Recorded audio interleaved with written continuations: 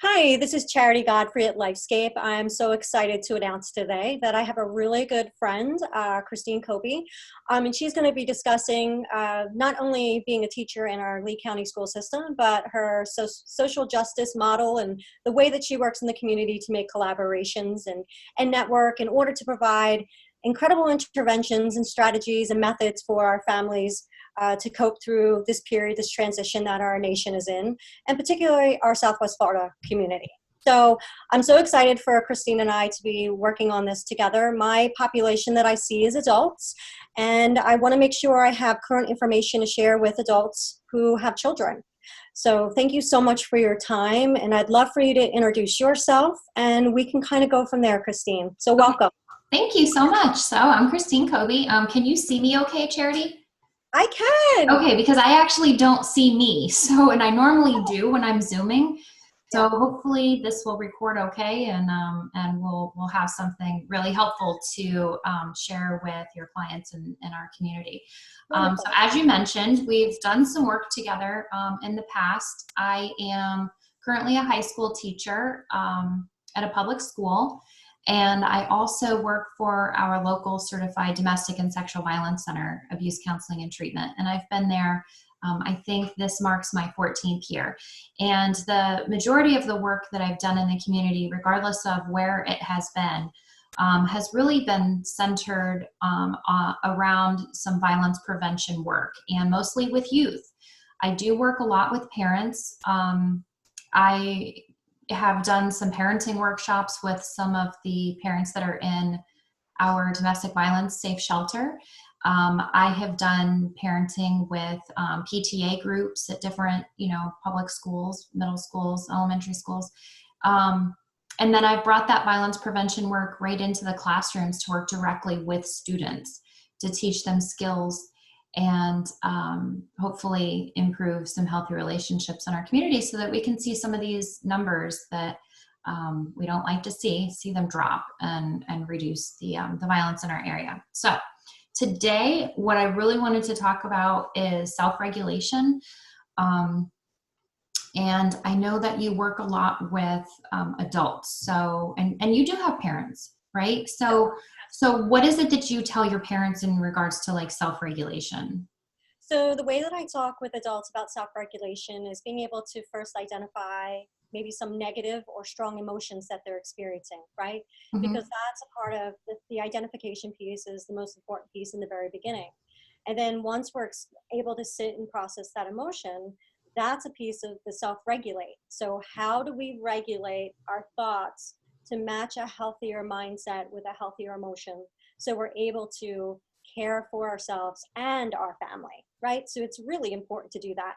So we do that through identifying our emotions, and then we also do that through other types of coping, whether it's a distraction coping piece or maybe a calming coping piece. So the difference is that distraction coping is very short term. So we have to revisit the thing that we're trying to distract ourselves from. So that's a short term coping. Self-regulation piece is going to be shorter term. A calming coping skill is one that we can really sit and process for a longer period of time. So maybe it's 20 minutes, maybe it's an hour. So that is, we call them blue zone coping. And that is the deep breathing and the yoga and things that really allow your heart rate to go down.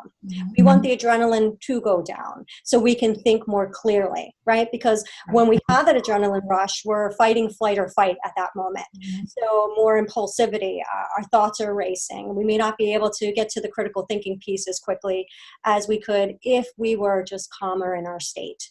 So I want to make sure that although I am doing that with our adults and teaching them these wonderful self-regulation skills, I know that they're spending more time with their children at home now. So I'm getting a lot of questions on, how do I handle behavior that typically I don't see during the day? I may be at work or, they're in the classrooms and that behavior is being managed through teachers or through their other mentors at school. So my question to you is, what kind of strategies were you using when you were in school, and kind of what are you doing now, although it's virtual? What kind of advice would you give me to share with my population and Southwest Florida community? Yeah, you hit the nail on the head. It's really, really very similar. So regardless of the age of the child. So we can be talking about a toddler. We can be talking about, a senior in high school. We're going to be doing the same steps. So we are talking about our feelings. We're identifying them. We are going to avoid things like good and bad because those are judgments. We are recognizing the feelings that we have. And, with younger kids, it might be helpful to use pictures to show the different emotions that you can see on a person's face. Along with a list of new words, a new feeling word list that you can print out, or, depending on the age of the child. If it's a middle school student, I might even text, if it was my own kid, I might even text them a little image of a list of 25 new feeling words they've never heard of or don't use typically in their day-to-day normal language, just to increase the awareness, the identifying of new feelings. And then the next step is to help them figure out where in their actual body they might be feeling those different types of emotions. And again, if it's a toddler, that's going to look really different. And so we need to model. So parents really need to model. We need to say, I feel very disappointed, or I'm feeling excited, or even at some point, I'm not sure how I'm feeling yet. And that's okay too, because we're learning. This is new territory for everyone. And it's a great opportunity to work on these skills. Now, yes, a lot of classrooms are doing this. A lot of teachers do this with their students. But when we're talking about toddlers, it's probably going to look like a tantrum.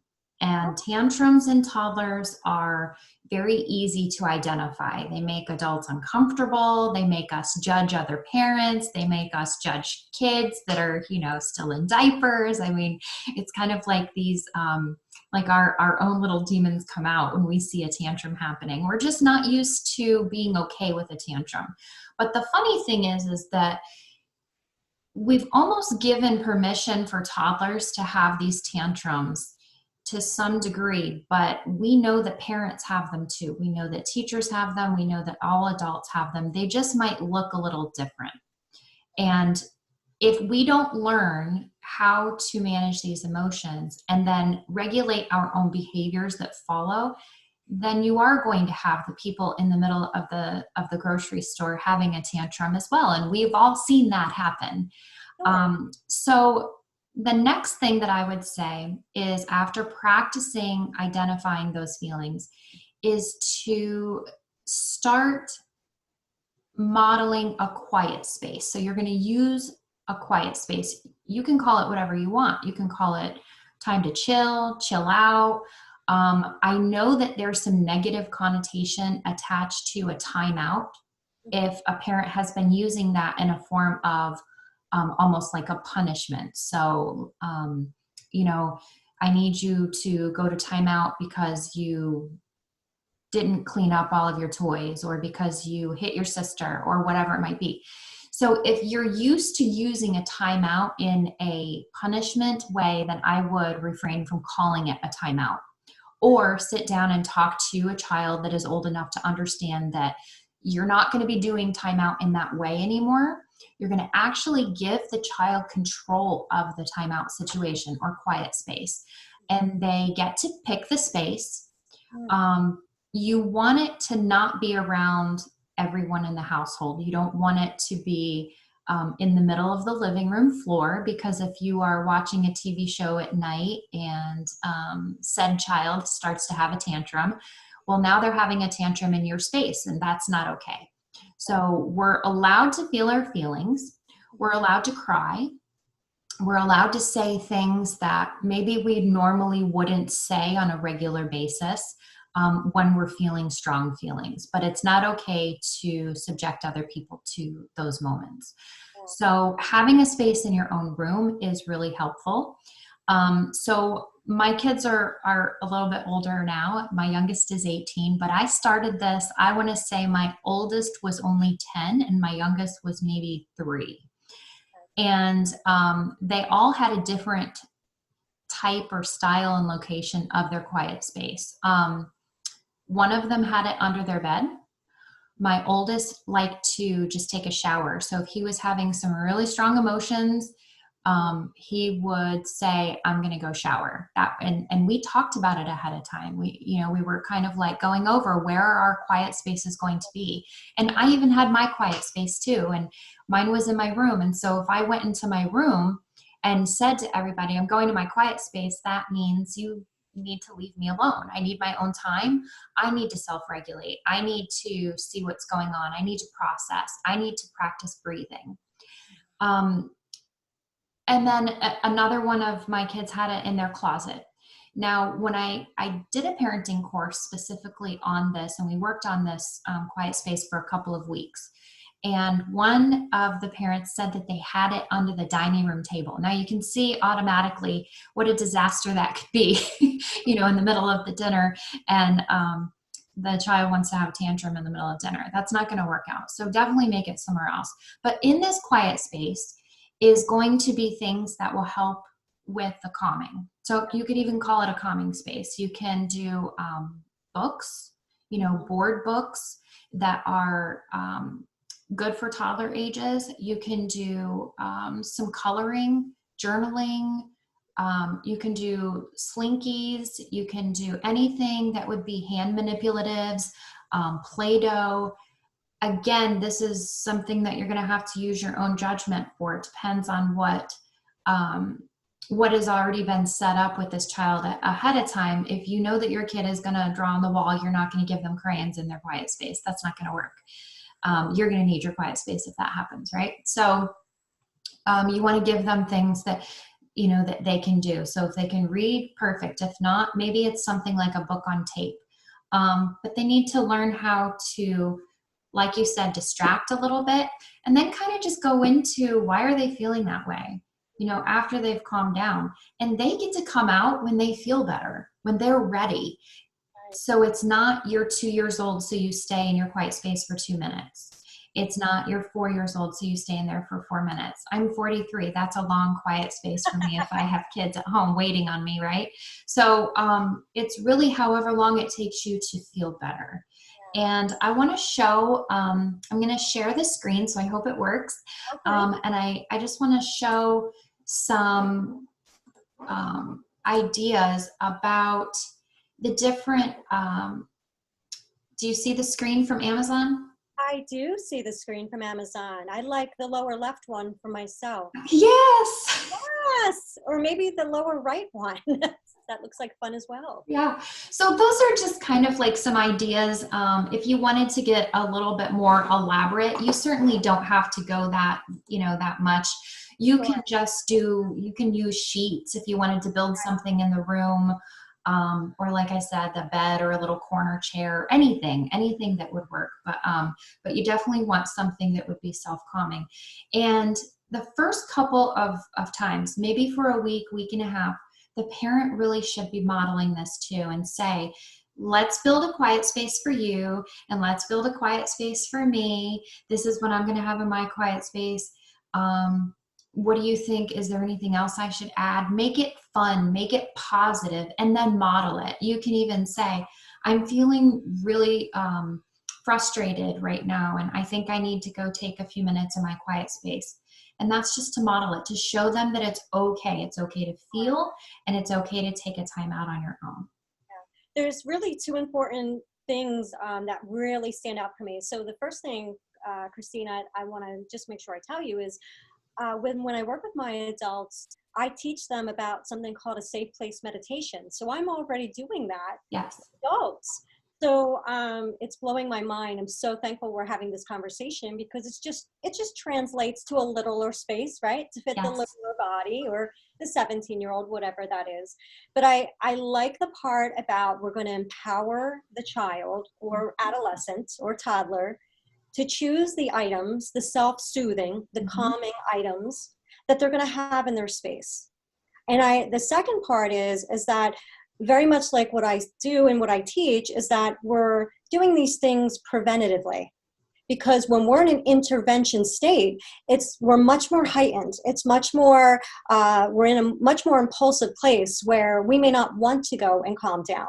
So that practice piece that you're talking about is very important, right? So we're training our bodies that this is what we're going to do. So we keep our emotional mind maybe at a 5 instead of a 10, right? So we're able to fluctuate our emotions in a more regulatory state. So they're not so spiky, right? I was happy and then all of a sudden I'm angry, or I'm happy and all of a sudden I'm frustrated. If we're teaching our bodies to go to a safe place, a retreat, as we call it, every day, and that's our place to decompress, then we're training our body to remain out of flight or fight, or to go quickly there. Right. Yeah. So I think it's really helpful information, and it translates beautifully to our younger population. And then I guess the third thing is that the parents are modeling that. And of course, right, because 0 to 9 is such an impressionable period for young people, right? They don't know about the world. They're learning everything from the people that are caring for them. So they're trying things out and trying to put those constructs into their brain and see how that works out. And if they're getting beautiful instruction on, this is a place for you to go, it's special for you, it has things that you love, then it just lets them know that autonomy piece as well, right? So they can be their own little person and their emotions are validated. However, let's work through them in a way that's going to be healthy. And I'm going to show you, as the parent, as the adult, as the caretaker, how to do that.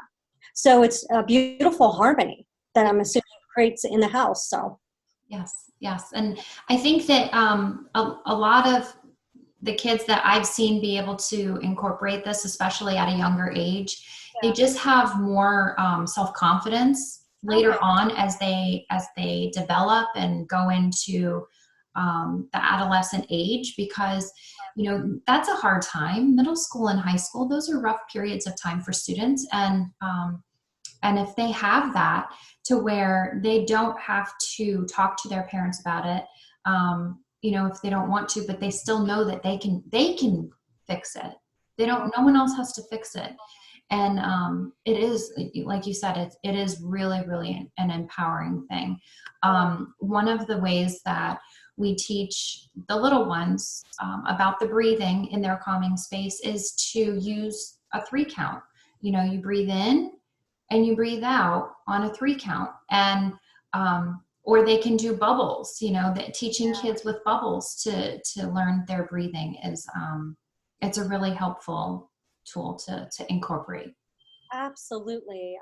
I love using bubbles, right? To teach people how to regulate through breathing. I think that's wonderful. These are really great ideas and really applicable, because they don't have to cost anything. No. It only just costs consistency and time. Those are the 2 investments. And I'm excited. I would love to hear about how parents that are going to work on this and incorporate it into their family lifestyle.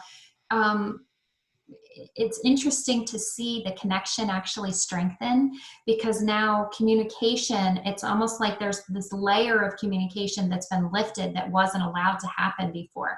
And now all of a sudden, we're allowed to feel things?